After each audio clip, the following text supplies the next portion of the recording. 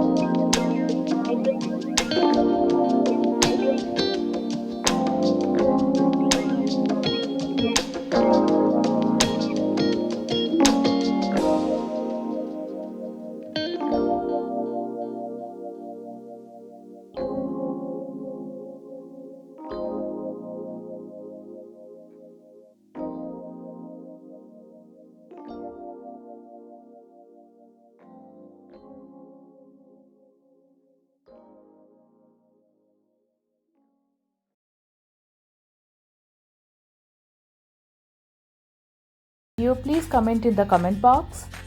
Now all the glasses are ready.